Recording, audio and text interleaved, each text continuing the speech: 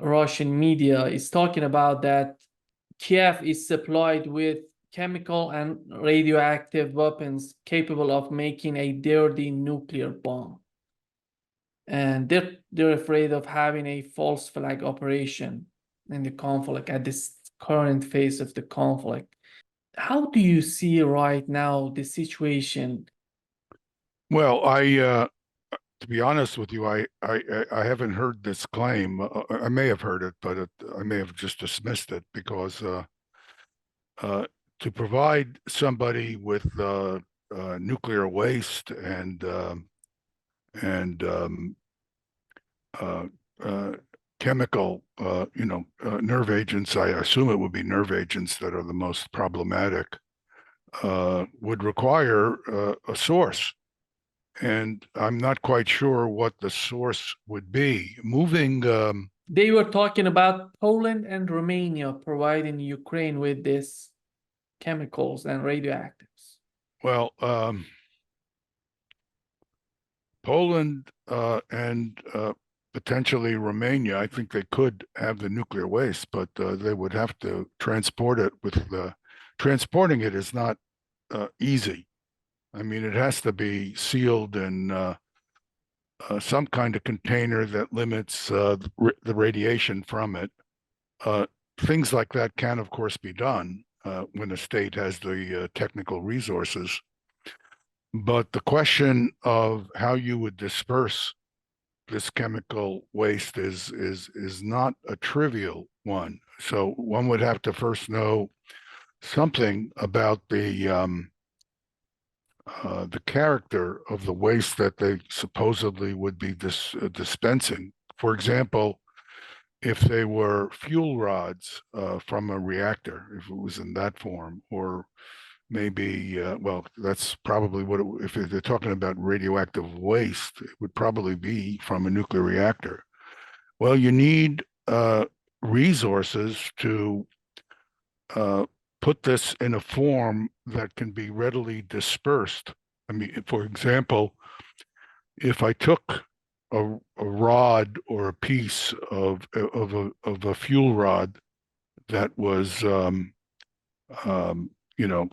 now filled with radioactive waste because it had been in a reactor, and I put an explosive around it and then blew it up, I would probably send the fuel rod into the air as a relatively fixed piece of material. I mean, you have to grind it up into some kind of small particles that could be dispersed. Now, the radioactivity levels associated with one of these fuel rods is extremely high. So you would need special remote handling capabilities, which do exist if you are a nation state.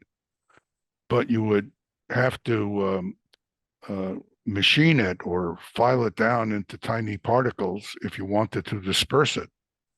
And in the process of dispersing it, it would probably not go great distances because the particles will fall to the ground unless they're extremely tiny.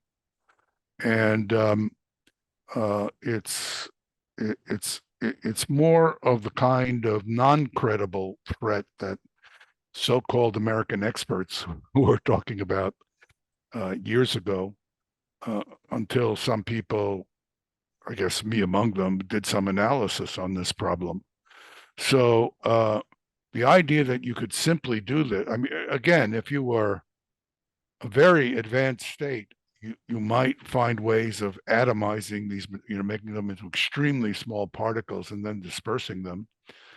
But you would have no control over it in addition, because the winds would be a real problem. And so I don't understand why you would go about creating a hazard this way if you had other advanced choices. So it seems to me it's a very far-fetched, technically, it's a very far-fetched threat, and it seems to be more invented than real. At least that's my reaction to it. Now, maybe I'll turn out to be absolutely wrong, but I don't think that's likely. I think it's not a low tech. The idea that people somehow have is that that's a low tech way of creating a nuclear hazard, and it's really not. It's quite high tech. It really requires a lot of technology and industrial infrastructure, and I don't really see that as available to these countries. And I would be amazed if the Polish government knowingly was involved in this. They are really, I mean, they would be really asking for trouble in a big way. I mean, this international reaction to this kind of support for Ukraine would be extraordinary. So I think neither politically nor technically this does not look like a plausible threat. It looks like something invented to create fear. Yeah. And with what we know right now from the battlefield, from the political parties in the United States, in the European Union, how do you see the outcome of all these political views on the conflict in Ukraine? Can we understand what's the official policy of NATO right now in Ukraine? On one hand, they're talking about that they're not capable of providing Ukraine with weapons for years, as Bloomberg reported. And we see Zelensky talking about peace talks. On the other hand, we're witnessing that they are sending 8 Patriot systems. They're just moving them from Israel to the United States and then sending them to Ukraine. How we can understand this type of behavior on the part of NATO, in your opinion? First of all, I think it's probably not correct to think of NATO as having a strategy. I mean, right now, they have this big meeting coming up sometime in early July now, and was it July 7? Is that right? Yeah. And Macron is going there as a lame duck president. I think Biden is going to be going. I can't imagine from what I have seen in terms of the international reaction to his display in this debate with Trump, that he's going there as a competent leader. I think people are going to be more concerned about trying to understand if he's competent at any level. I mean, that's what's going to be a big part of that meeting, is going to be people to see him face to face and try to decide if he's on top of things. And Olaf Scholz is an empty shell with regard to. I mean, he can't even tell the basic truths about things he's been involved in when he gets into speeches. So I don't really see NATO as having a strategy. I think they are floundering around. They're desperate. If these Patriot systems are in fact going into Ukraine, I think the Russians will hunt them down and destroy them. I mean, they've gotten a lot of information and experience now with Patriot. The ways of attacking the Patriot system through using drones are very effective, because if you have a $10,000 drone coming at you with a warhead on it that can destroy your radar or your launcher, you have to engage it. You can't just say, I'm not going to engage it. So you're going to have to fire a $4 million or $5 million interceptor at it. And as soon as the Russians locate one of these units, they're going to go after it. And it's not going to be hard to deplete it of interceptors and to come in there and destroy it. I just don't see how the Ukrainians can avoid this. And I wonder who's operating these units, because I don't know that that the Ukrainians have trained people to operate them. So It'd be interesting to know when they start losing units, who's being killed, because there will be people dying. So I don't see this as in any way shifting the basic circumstances of the war at this point. And the circumstances of the war, as you probably know better than I, are horrific. I mean, it looks like the casualty rates are up to maybe as high as 2,000 casualties per day, really almost double what it was a few months ago.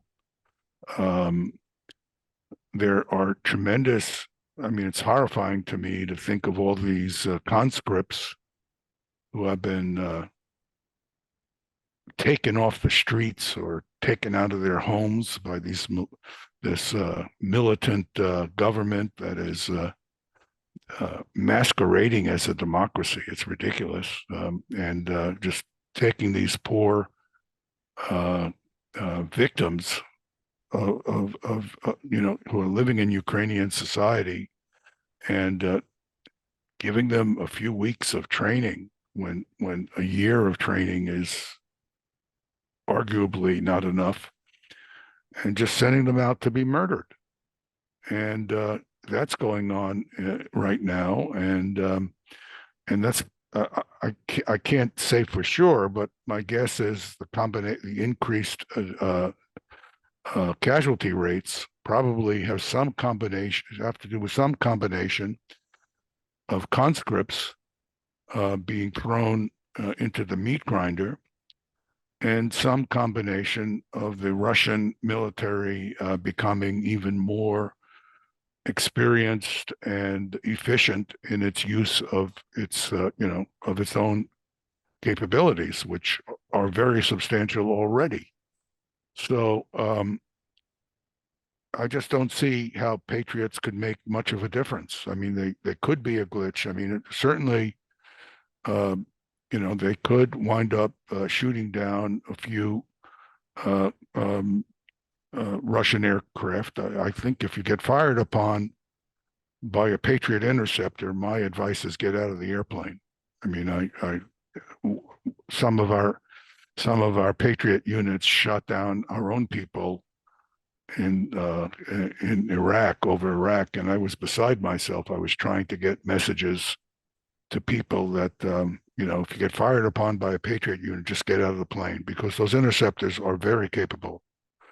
Of course, they shouldn't be fired at your own people, but that's another example of how dangerous this system is, because it's hard to operate, in part because the software that was developed for it is riddled with bugs. So, for example, some of the reports I saw related to the accidental shootdowns of Allied planes in Iraq indicated that the Patriot operators were being told that what they were seeing was ballistic missiles coming in, when in fact they were seeing airplanes. There was something wrong with the software interface, because they had a trick. People in combat, they pass around information to each other.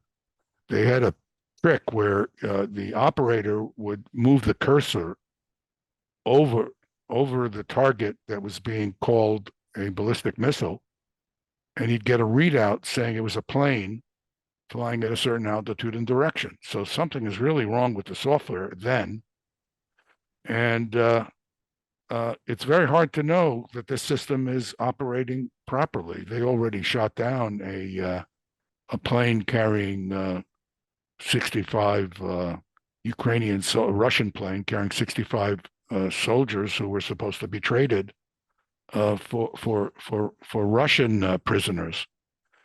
So I'm not confident that this system is a reliable working system, even as it's supposedly designed to be.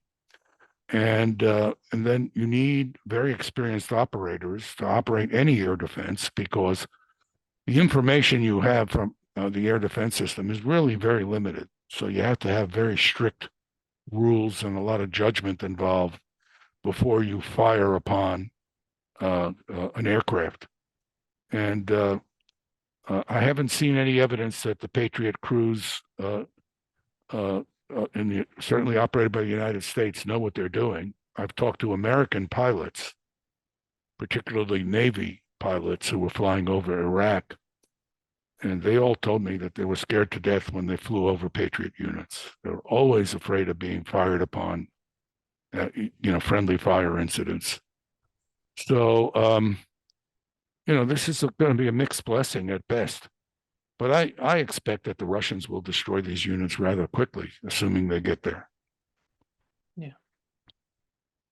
And how did you find this Ukrainian attack on Sevastopol? They use ATACMS, they use 5 missiles, cluster bombs, and I remember when there was a direct conflict between Iran and Israel, I was talking with Colonel Wilkerson. He said that he wanted to know how these Russian air defense systems are working in Iran.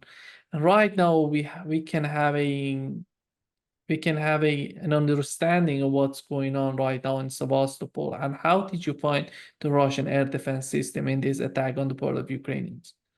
Well, I was initially working on the assumption, which I think was suggested to me from an article, a Western article, that the Ukrainians were firing at an air base that was north of the city. And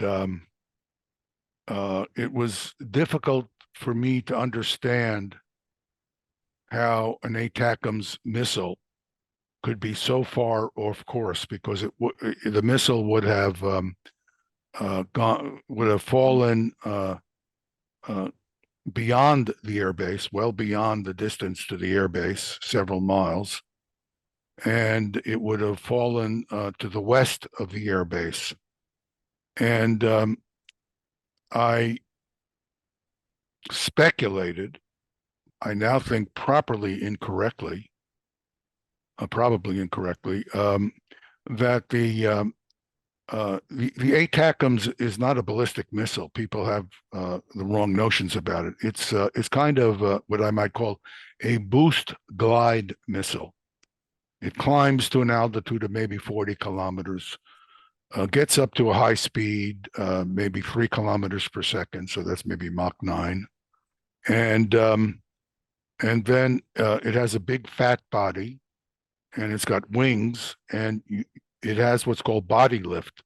If I fly perfectly in the direction of my motion at a very high speed, I have only drag on the body of the missile. But if I give it a slight angle of attack at a very high speed, I can get enough lift to actually fly. And because I'm flying so fast, I can get enough lift, and I just trade altitude for distance. And that's how the ATACMS gets to a long altitude of maybe 200 or 300 kilometers. And when you do a rough estimate, these are very rough estimates, you see that it may start out at Mach 9, but when it gets to an altitude of maybe 10,000, 10 kilometers or 5 kilometers, it's slowed up quite a bit to maybe Mach 2 or Mach 1.5. So it looks like a fast flying airplane. And of course, unlike an airplane, it's not maneuvering, or it's not going to be maneuvering to evade a defense. And modern air defenses, especially the Russian air defenses, are more than up to the job of doing damage to a missile like this. Now, because an ATACMS is an aerodynamically flying object, it's not falling purely under gravity. If the interceptor, if the anti-aircraft interceptor does damage to the back of its body, it'll break up and tumble. If you're trying to shoot at an artillery rocket coming directly at you, you won't intercept it if you just detonate by it and do damage to the back end, because it's falling mostly under the influence of gravity, and the warhead will just go onto the ground and explode. So it's a very peculiar situation. When I first started thinking about these ATAC, I was very surprised, to be honest with you, that they were being shot down. But then as I started reanalyzing the ATACMs, I realized it's like a little aircraft. And so now if you damage it, there's no art, you might cause it to have some extra lift, and it might just bounce up and then come into the ground a little bit later. And so I was speculating that that's what happened, at the airfield, but it really required quite a large bounce to, because it would be coming in toward the airfield. It would be at relatively low altitude when it was intercepted. But then I went for a search. I have a little trick I use to search for Russian. I'm not multilingual. I'm typical American redneck, as I joke with my Russian and Chinese friends. I always call myself a redneck. And but of course, what you can do is readily translate into another language, machine language. And so I put out my search term, and then I translated it into Russian, and I put it into Google. And you get all these Russian articles, which of course you translate. And when I got the Russian article, and in particular the statement actually put out by the Russian Ministry of Defense, they said that the ATACMs were launched from the region of Nikolaev, which is quite a distance to the east of Odessa, which was being reported as the launch site in the American press that I saw. And it also said that it was targeted on civilian areas in Sevastopol. Now, if you look at Sevastopol, there's an area in Sevastopol is a very interesting kind of harbor. It's a harbor that goes from west to east, and then there's a little sub-harbor in it. And in that sub-harbor, that's where the Russian fleet is. And if you draw a line between the Nikolaev area and the Russian fleet, there's a good chance it will roughly overfly that beach. So one of the possibilities is they were firing at ships in the Russian Navy. But if I take the Russian ministry's statement at face value, they would have been firing into the center of Sevastopol, which is on the northern shore of that bay. And then it would have been very easy to see how, it's extremely easy to see how an ATACMS could have been hit by the air defense and fell short, dropping all these submunitions. So these are, I can only, I'm an analyst. I can only work with whatever information I have. But I would say that if I take the Russian statements at face value, the attack was really on Sevastopol, and the evidence is consistent. The evidence of the falling of submunitions on that beach is consistent with an attack on the populated areas in Sevastopol, and the extremely angry reaction of the Russians is consistent with that attack being aimed at a population center. Because I'm only guessing, but if it were at the fleet, at the Russian fleet, well, that's war. It's not good. They're angry, but this has the appearance of an attack that was aimed at the downtown area. Again, just from what limited information we have, which may be wrong. But at this point, this is my best guess of what happened. And the Russians did not. I've I've worked with Russian colleagues in the past, and I always tell them, you're not good at making your case. So, because I was trying to help negotiate some things with the Americans many years ago, and the Russians my Russian colleagues put out this briefing, and they said, no, you need to say this clearly in the briefing because the Americans won't understand it. So what the Russians should have said along with their statement is that we tracked the ATACMS, and the tracking of the ATACMS indicated that they were headed for the downtown area of Sevastopol, if that's in fact true. That would have made their statement much less ambiguous. Again, I don't know what actually happened, but there's no reason. I don't understand why you would use cluster munitions against these ships, though, because they fall on the deck of as long as people take shelter, they don't do a lot of damage. If you're out in the open and you're an infantry soldier, you're dead. They're very deadly, but they really don't do a lot of damage to a ship. So the choice of cluster munitions is very suspicious if you would claim that you were shooting at the ships. It just doesn't make sense. And we do know there's a long history of the Ukrainians firing at civilians in Belgorod and in Donetsk and other places. And the Russians have made complaints about those attacks as well. And of course, the Russians are killing civilians in some of the big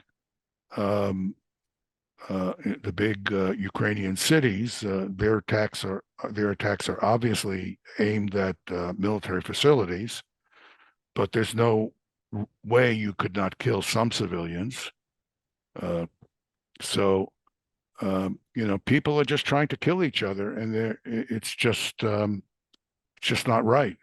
But this attack does have the appearance of an attack on civilians, from what I can see. Yeah. And if I were Russian, I'd be furious about it too. Because at the same time, we had a terrorist attack in Dagestan. It's unbelievable how these Ukrainians are thinking. Yeah, I mean, it's. I have to say this. I may be wrong, and if people send me emails correcting me, I would be interested. But there's something out of control about the Ukrainian government's pursuit of this war. I mean, war is a terrible thing, and you're always killing innocent people. In fact, I regard many of the soldiers as basically innocent because they're drafted. They don't want to be there. The Ukrainians are there because they believe they're fighting for their country. I can understand that. The Russians are there because they believe they're defending the future of their country, the integrity of their country. But nobody wants to be there. I mean, the best thing would be to not have a war. And you have all this death going on, and you have these people in Kiev. I mean, Putin has made it clear that he will negotiate. He made it clear in April, in March and April of 2022. There was an agreement between Ukraine and, I mean, everyone's saying this now, but it's of course true. And the Americans intervened. The Brits did through their British puppet, but the Brits are just a bunch of lapdogs for the Americans. They dignify it by calling it the special relationship, but they're lapdogs. And I tell them that every time I have a conversation with a British diplomat, and he tries that on me. And the Americans stopped it because we thought we could do strategic damage to Russia. So it came out. It came out because the American leadership was so foolishly undisciplined, if I intend to do harm to you, the last thing I'm going to do is admit it in public if I'm trying to create a phony argument that somehow you did something terrible to me that justifies what I'm doing. You have the Secretary of Defense. I mean, you ask yourself, what is going on with this man? And then, of course, you have people like Blinken making statements to Lavrov about ballistic missiles with nuclear warheads in Ukraine. I mean, I'm sorry, what do these guys think? And of course, the Russians are determined to end this, and they are going to end it. And the Ukrainian leadership seems to keep trying to do things to just infuriate the Russians, because they're not, these are things they are doing that have no military utility. It's, I hate to say it because people will be upset at this comparison, but it's just like these Nazis killing all these innocent civilians. There's just, what military purpose does it have? It has a character, it has a suggestion of genocide to me. I mean, why do you just go out and shoot these munitions into the middle of a city of innocent civilians who just happen to have a certain nationality? I just don't know why you do it. If you're trying to win a war and you kill innocent civilians because you're trying to destroy a military facility at that location, that's war. I mean, you know, only Americans think you can fight bloodless wars. I mean, silly people who, you know, think you can limit what we call collateral damage. But the fact of the matter is that it's one thing to try to destroy a military target and have civilian casualties. And it's completely another just to shoot at civilians for no other reason than to try to kill them.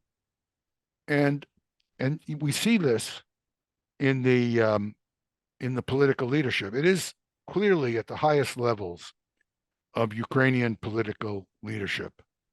And the fact that this is tolerated by some of the political leadership while it's being pursued by other members of the political leadership, it's no different than saying, well, you know, Himmler was just a little enthusiastic, you know, but I didn't quite support it.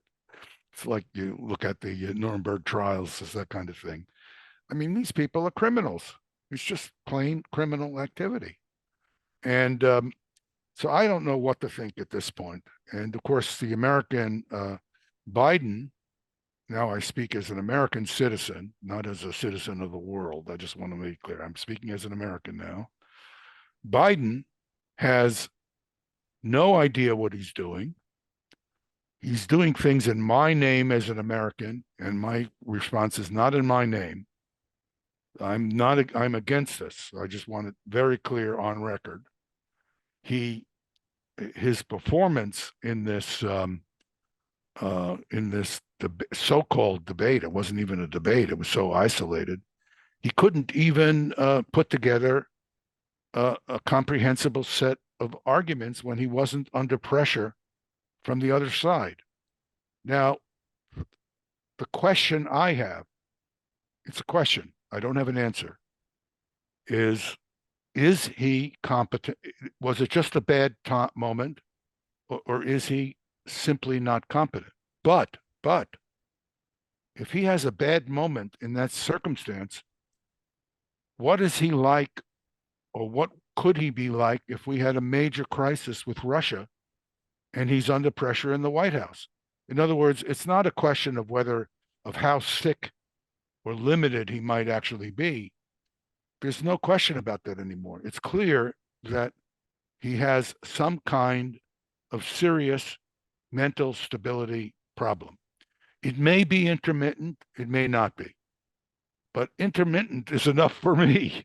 If you're the president of the United States, I want someone who is clear thinking all the time. You wake them up in the middle of the night, they should become clear thinking immediately. You know, you can't have somebody who just loses it and then goes around saying, well, I just lost it for that moment, especially when the circumstances I mean, he wasn't even being, the situation was set up so they couldn't even badger each other and speak over each other. And he just couldn't hold it together. So I really taken a highly negative view of what happened in that debate, so-called debate, because it tells me that he is not up to the job. And the fact that he is not willing, again, speaking as an American, the fact that he is not willing to stand aside and let my country choose a competent leader tells me that he's in some ways sicker than I thought. Because if he were competent and he understood his situation and he wasn't so selfish that he just wanted to be, because we're talking about 4 years of being a president, not just tomorrow. He wasn't so selfish that he wouldn't stand aside and let a wide variety of very competent people compete for the presidency of the United States. It tells me something about his level of illness and his selfishness. That's the way I read it. So I'm really quite upset, to be absolutely candid. Now, the argument that, and of course, these political people, which I've talked about before, these people are in a different world, in my view. They all have these arguments. They create this reality by just stating something that's ridiculous, because and they can even believe it. These political people are making arguments now. I'm speaking now as an American. Well, it would be chaos if, it would create chaos if he stepped aside. Well, let me tell you, I know a zillion Americans that want to vote against Donald Trump. If you give them any candidate who can chew gum and walk and talk simultaneously, they will vote for that candidate, because Donald Trump cannot. And he is a threat to my country's democracy. I'm speaking now as an American. Donald Trump is a big threat. So give me anybody. I don't have to agree with them on all the details. I just have to think they're modestly competent to be a president. And so these political people, the Democrats in this case, are not serving the country's best interest by not taking strong actions to push this man who has lost control of his situation aside. So I have very strong feelings about this as an American. I can now transition to be a human of a global person, but that's my feeling. Those are my feelings as an American. And I want to be clear. There are a lot of Americans I know who are talking about this, because I have a lot of friends, and we are all talking, and many of them are people with some standing in the Democratic Party. I have no standing in the Democratic Party. I'm just a bad guy who criticizes people, whether they're Republicans or Democrats. I was in a lot of trouble because they say, "Oh, you're criticizing Clinton." I say, I'm not criticizing. I'm not attacking Clinton. I'm attacking his policies. Anyway, so I think something has to be done. Ed, you've shared an email with us, and in talks about the meeting with permanent members of the Security Council Putin had Yes. in Russia. And what's your understanding of this meeting? I'm not sure I understand it. Putin, of course, is a very short beginning of the meeting, and then the meeting goes silent because it's obviously sensitive what the people are actually talking about. But he introduces, he says that the Americans are introducing nuclear capable tactical missiles. I think he said in Norway and in the Philippines. I'm not sure I know what missiles he's talking about. I'm not saying he's wrong. I just don't know. And he's turns the meeting over to Lavrov before it goes silent. And and he's waiting for a report from Lavrov, and he basically indicates that Russia may need to respond to that. Now, I hope what Lavrov would say after that is that let's see what the Americans do. Let's make it clear we're not happy with this. Let's not start an arms race over shorter range ballistic missiles that are nuclear armed in Europe. Let's not do it. It's not in our interest, Russian interest, any more than it is in the Western European interest. The problem is, again, I'm speaking from a complete lack of knowledge. So this makes me a little nervous because do I really add value to our discussions when I do this? What makes me very nervous is we have an infantilized leadership in Europe right now. These people have no idea what they're doing, none. And if the Americans introduce some kind of nuclear armed missile into Norway that has a potential threat to Russia, are these Europeans going to realize what negative consequences it has for them? Because if I were European, I'd say, don't do that here, because the Russians are going to react. They have tremendous capability in tactical missiles because, they have a history of, troubles with China. Now they're on good terms, but they borders with China, they have borders with Europe. They have decades and decades and decades of a Cold War. This is a country that, because of its geo-military and geopolitical situation, has thought a lot about tactical nuclear weapons systems. And they are, they don't just lose that capability because they haven't been building them for a decade or two. They have all the intellectual resources to rethink and re-engage in this process. And why would you start this kind of action-reaction cycle with the Russians? And I mean, it's the same thing. I look at East Asia. I look at what the Americans have been doing in East Asia. You have the rise of a third great nuclear weapon state now, China. China, I mean, there's these silly articles you get out of the Carnegie Endowment for Peace. I won't go into more detail, but about how Chinese, they invent these things. I can't even repeat them because the arguments are so convoluted. I can tell you why the Chinese have expanded their nuclear forces. The Americans were threatening them with missile defense threats for the last decades.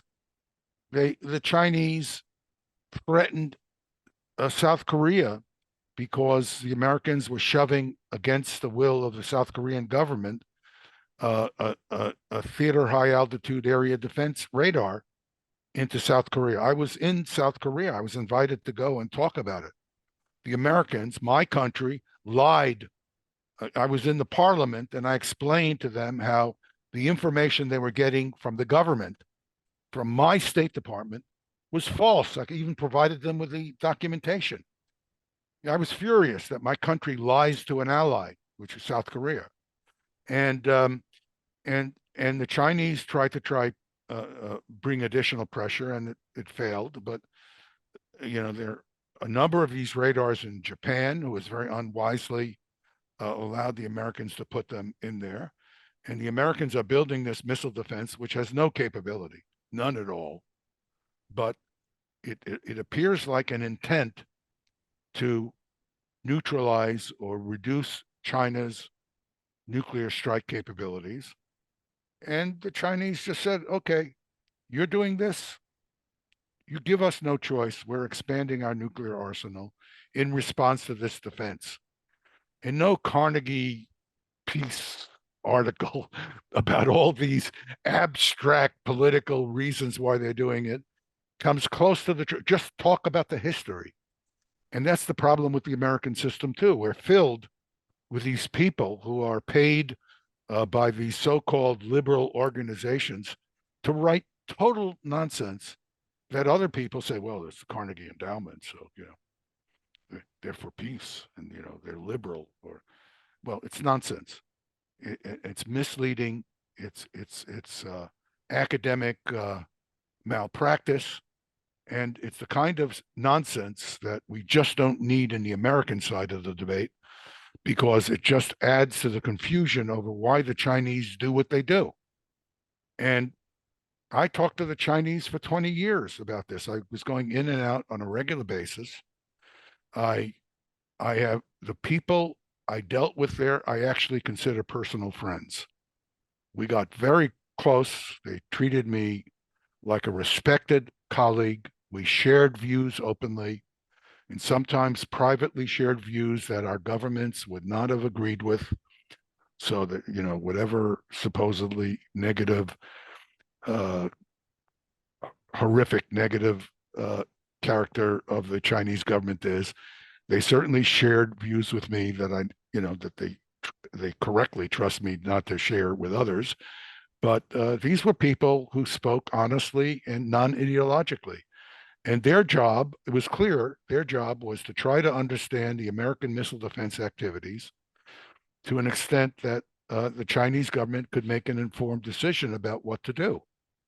And it was absolutely clear to me that they were very much leaning toward advising the government not to respond, because they had concluded, based on information I provided, public information, I should add, that this system, these American defense systems had no chance of working. But there's a political perception issue. If I'm Xi Jinping, I look over at the American and he says, well, I have these missile defenses, and I may know from my own advisors that they're nonsense, but I have to worry about leverage and perception in these meetings. So at some point, my guess, unlike these people at the Carnegie who seem to know, my guess is people at the upper levels said, look, we can't lay quiet on this any longer. We've just got to build ourselves an enlarged arsenal that is clearly and unambiguously a response to the American saber rattling. So everybody can see it, and everybody can understand what we could do with it if we were forced to act. And I think that's what happened in China. And it was us Americans who did this. And unfortunately, with our Japanese colleagues, and unfortunately, with our South Korean colleagues who, they did the best they could. I'm very sympathetic to the South Koreans. I believe that the South Koreans I know are very concerned about American reliability, and they should be. I wish I could tell them, no, don't worry. The Americans are just use South Koreans without any concern about their well-being in the long run, like we did with this radar. And of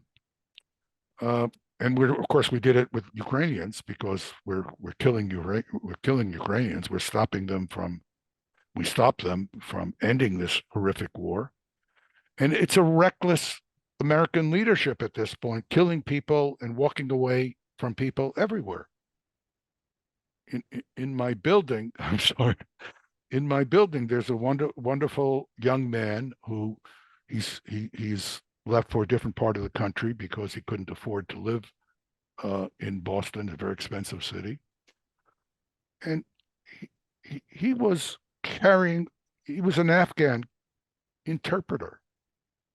He was carrying a rifle. He was interpreting for an American Special Forces unit.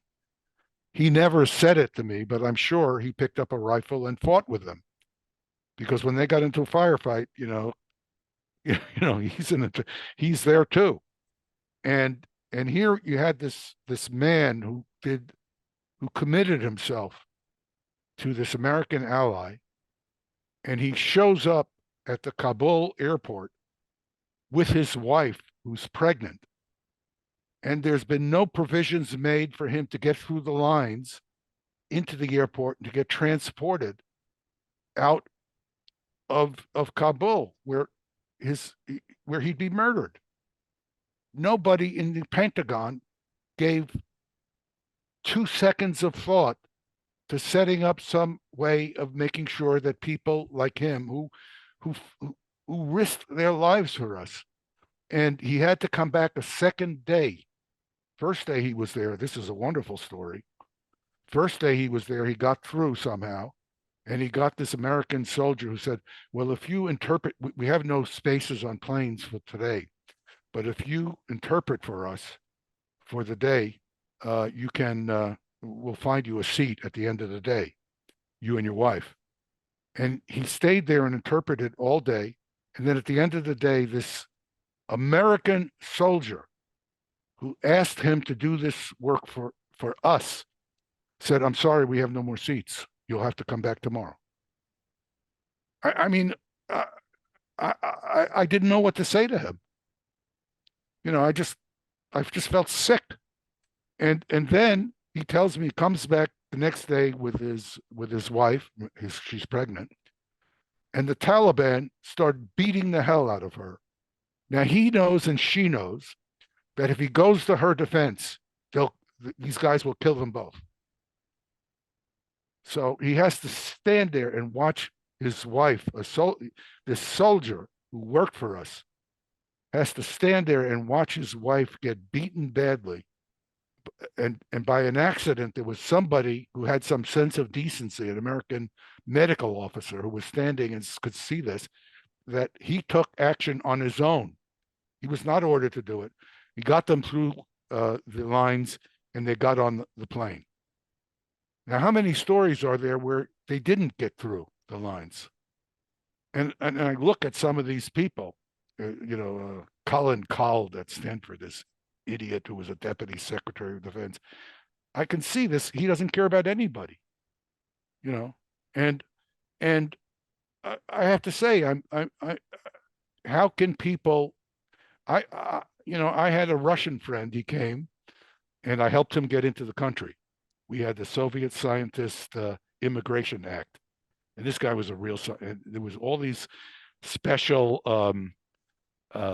provisions because they didn't want Russians claiming they were scientists when they weren't. And so he comes and he had worked on an important satellite system. I won't go into any details. And I knew a lot of details about this system because I had studied it when I was in the Pentagon, and we were concerned about its capabilities.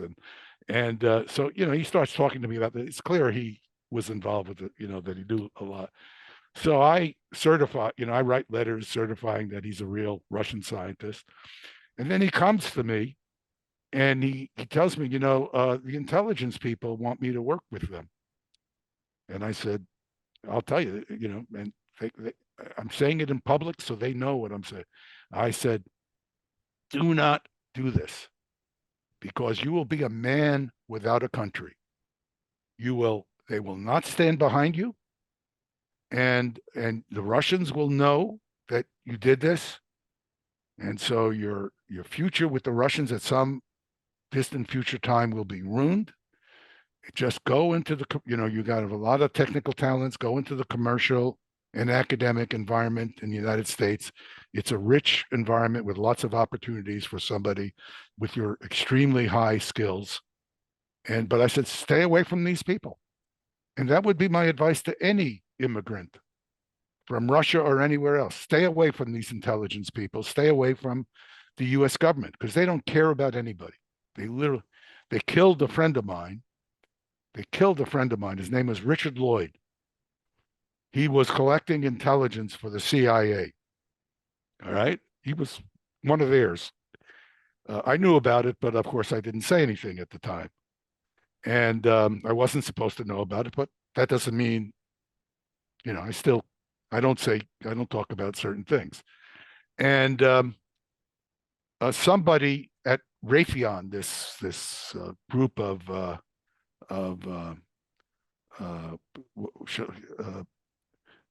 Armed producers. opportunists, war profiteers.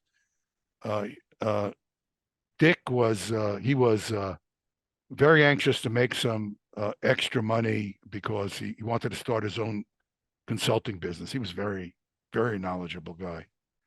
So they didn't like it because he was working for them and they were skimming off the top of his charges.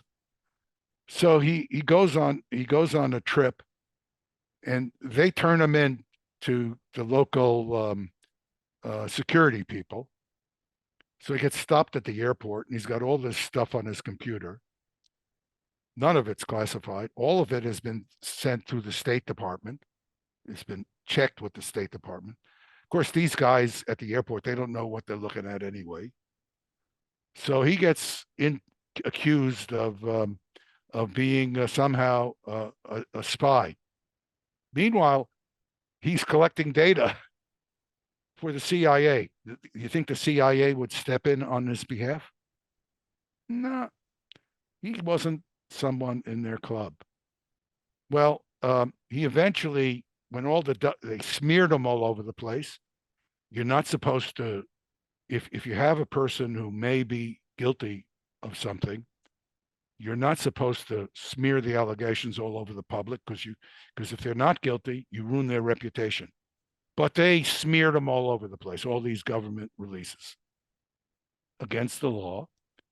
He lost his clearances, although later on after all the dust was settling, he was beginning to get his clearances back. And then this cancer that he had came back. And he had not been getting regular checkups because he had lost his medical insurance, because at that time, the United States did not have a national health care arrangement. We're the civilized country. It's these socialists who are uncivilized, not us.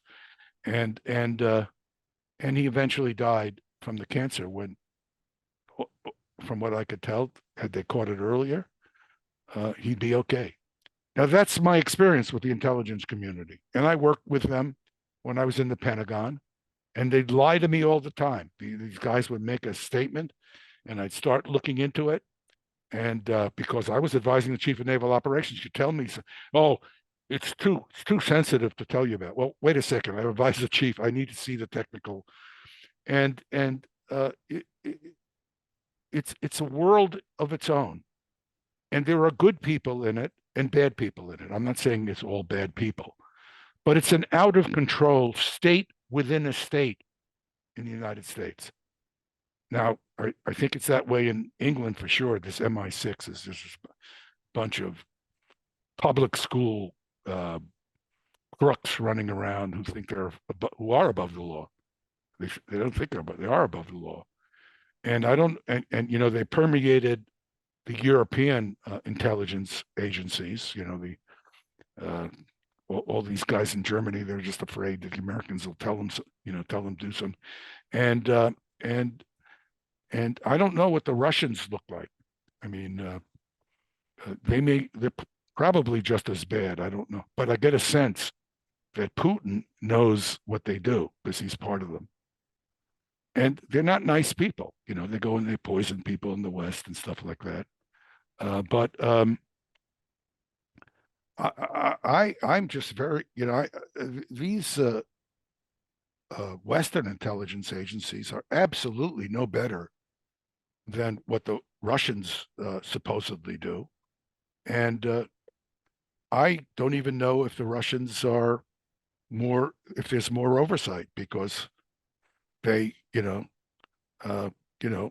may kill people for reasons that I don't agree with. I'm sure of that. But if you worked for the KGB and you're working for the West and providing the West with insights, I don't think it's justified to kill you. But the KGB has this culture. And I was extremely interested to watch Putin when he was talking about these two guys who were involved in this attempt to poison this KGB guy in England. I'm forgetting his name, but I could see the anger on Putin's face when he was talking about it. Now, you can say, well, he's a monster, Putin's a monster, but he comes out of an intelligence agency. He has probably lost friends to the West, just as people in our intelligence agencies have lost friends to the KGB and other units.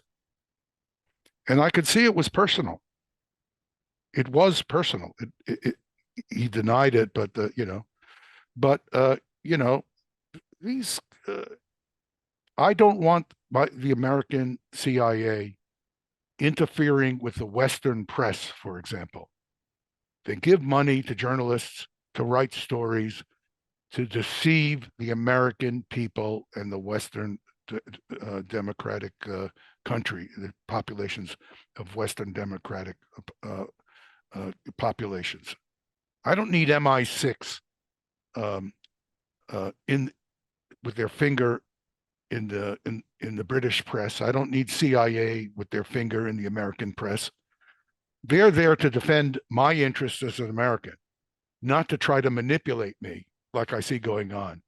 And if I had the influence to do anything, which I don't, I would lobby as hard as I could with the American Congress to say, you stop these guys from spending American taxpayer dollars to manipulate news articles that I have to read and my fellow citizens have to read.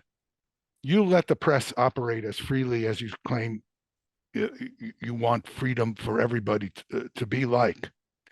And because we don't have a free press here. You read the press, the American press on this terrible war.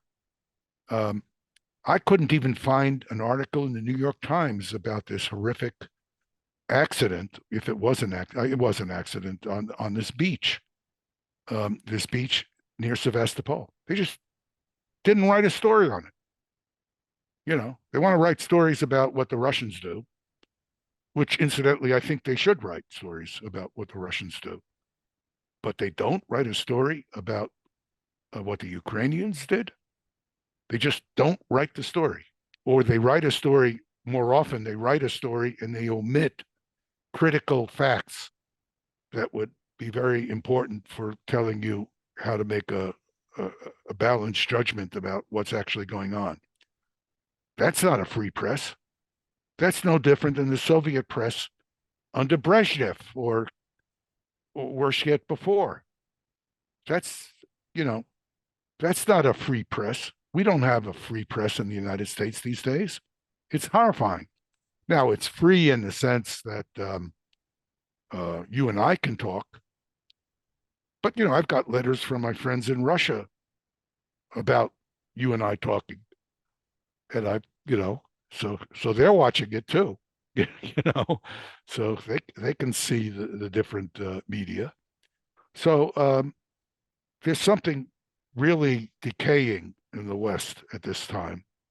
And I think something needs to be done about it. And unfortunately, I think Mr. Biden is an example of how badly things have decayed, because he is not a man promoting freedom in the United States any more than he's promoting freedom in Ukraine. So anyway.